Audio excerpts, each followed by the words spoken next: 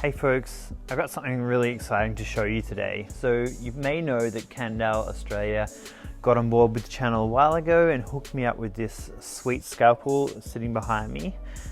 Just recently, SRAM Australia connected up and totally transformed the bike. So today I want to take you through what they did.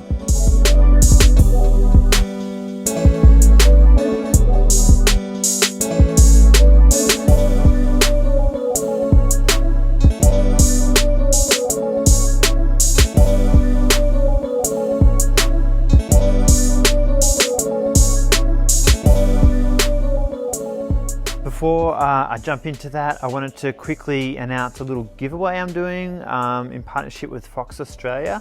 So Fox have just released these sweet new mainframe mountain bike helmets, and they're awesome. They're actually really slick, and they're not like super high-end helmets, but they've got the kind of features of a high-end helmet. They've got MIPS, and they just look super slick. So if you're interested in winning one of these puppies, I have 3 to give away, 1 in large and 2 in medium. So to enter, head over to my Instagram. You'll see a post on there.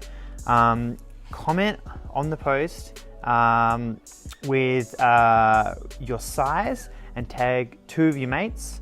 Also follow myself, so Long and Winding, and also Fox Australia to enter. And I will announce the winners shortly. Make sure in your comment you add your size though, so I know what size to give away. I don't want to be sending the wrong size helmet out to anyone.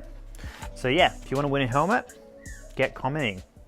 So here it is with all the sweet upgrades, my Cannondale Scalpel SE Carbon 1.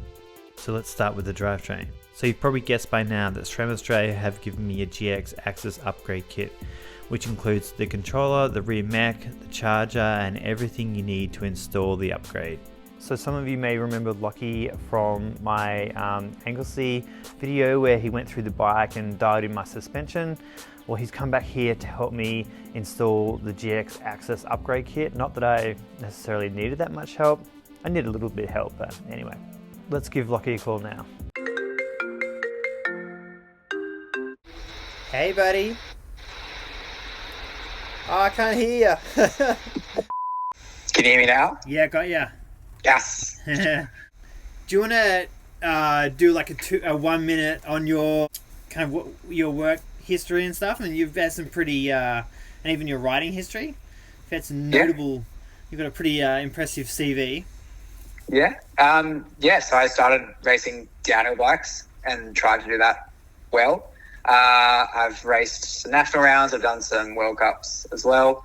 But I was never really that good. But I met a lot of people who were really good, and I wanted to work on their bikes. And that's kind of where my mechanics came in. And I've worked on a few teams and stuff overseas as well, which has been really cool, with some pretty fast guys. One of them just won a EWS yesterday, done a little bit of work with Jack. So that was sweet. And then started working at SRAM and did SRAM Technical University, which is training mechanics, like how to do what we're going to do. Yep. Did that for 4 years, and now I'm at PSI. I'm in a marketing role, completely not bike tech based at all, except for this kind of cool stuff. You know, like I was saying the other day, I'm probably not the best with mechanics, but if I can do this, anyone can do it. So let's have a crack. So yeah, Lucky guided me through the install, and it was an absolute breeze. It took like 20 minutes. And now I have a sweet wireless GX drivetrain. So installing the derailleur was really straightforward. I'm not going to go through everything Lockie and I talked about on the call, but I thought I'd just highlight a few tips for you that were real eye-openers for me that might help you out. It's so fast installing this GX Axis upgrade kit that you're probably going to spend more time removing your old cabled drivetrain than you are fitting this new one. The first tip is make sure your chain is the right length. Otherwise shifting is not going to work. The chain also needs to be as short as possible. The second tip is use the derailleur cage lock so the cage stays in the extended position. This makes running the chains through it so much easier, and it's also really handy for getting your wheel in and out. Tip 3 is make sure you get the chain on the inside of the little metal tab that sits between the inside and outside of the derailleur cage. Feed the chain above the top cog and below the bottom cog.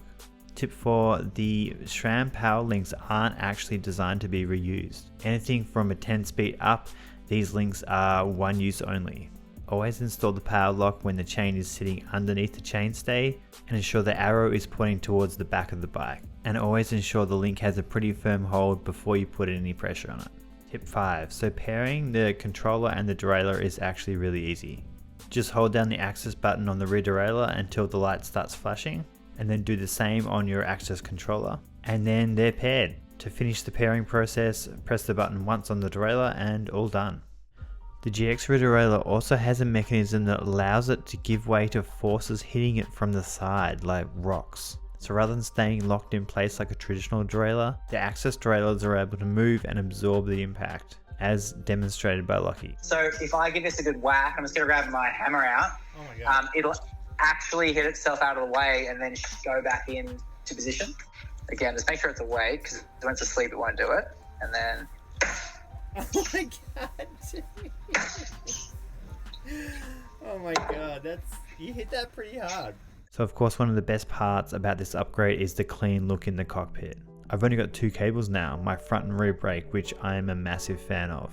Talking of the cockpit, I've got the brand new Trivative Atmos 7K bar. So this is a 760mm wide bar aimed at the modern cross-country market. It also has a 9-degree sweep, which is pretty wild. It'll be interesting to see how this goes out on the trail, and I wonder how it will compare with the risers that came with the bike stock. I do really love a flat bar though. The bars are held in place by our 60mm Trivative Atmos 7K stem, which has a 6-degree rise. This is one slick bit of kit. Overall, I love the finish of this bar and stem. So what else was upgraded?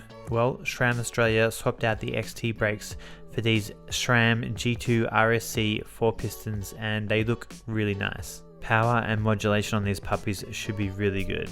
And I love the feel of the lever, it just feels so solid. So in terms of rotor sizes, I've got 180mm front and rear with these SRAM brakes, so that's really awesome. SRAM Australia have also hooked me up with this awesome axis dropper post, so more of the wireless goodness continues here, and this thing is so solid. I love the fact that you can adjust the height of this thing, so you can adjust your body weight on the seat to have the dropper come up halfway if you just hold the little lever down on the handlebars. So this means during like technical trails or climbing, you don't have to have the dropper all the way up or down. You can kind of have it halfway up, and it allows you to pedal efficiently, but it still gives you that clearance.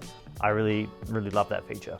Another thing SRAM Australia have come through on is the fork upgrade. So this may look to you like the same fork I had on previously, but inside is a brand new damper, and this damper change not only drops 140 grams from the weight of the fork, but also makes this fork pretty much a SID Ultimate. So that's huge. They've also hooked me up with the Quark Shockwiz, which Lockie has mounted to the bike really neatly here. The final upgrade to the bike are these Quark Tyre Pressure sensors. These little guys are going to be so handy when I want to quickly check my tire pressure before a ride. Of course, all these devices can be connected to your phone, so you can check things like tire pressure and battery status, all within the SRAM Access app. So yeah, in the app, I'm just going into it now. There's so much in here. So yeah, once everything's woken up on the bike, you wake everything up by pressing the little Access button on the device. Seat post, derailleur, shifters, etc. You can go in, and there's just so much you can do in here. You can make all the micro adjustments you need for your rear derailleur, including just fine tuning the actual left and right. So you can make those fine tune adjustments you used to make with your barrel adjuster on a traditional setup.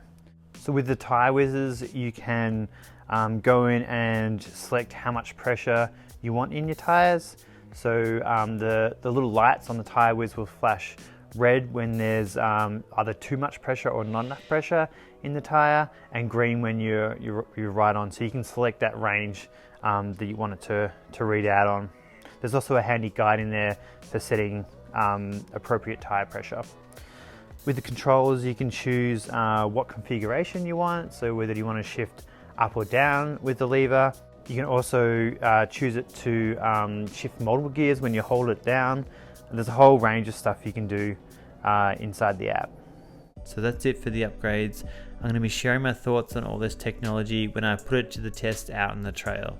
Overall, I'm a big fan of this technology making its way into the bike industry these days. It feels like this technology is paving the way for really game-changing technology down the road. And while this tech may not be for everyone, you can tell it's all designed to make your life on the bike easier and more enjoyable. And it's really designed for all mountain bikers. Whether you're just taking it easy or you're pushing really hard in a race, this technology does make a difference. Thanks so much everyone for watching. I hope you enjoyed that and you got something out of it, something useful. And yeah, I have more riding videos to come as Melbourne's restrictions finally ease, thank God. Please like the video if you enjoyed it, subscribe if you haven't already, so you can see more videos from me, and yeah, I'll see you soon for more tales from the trails.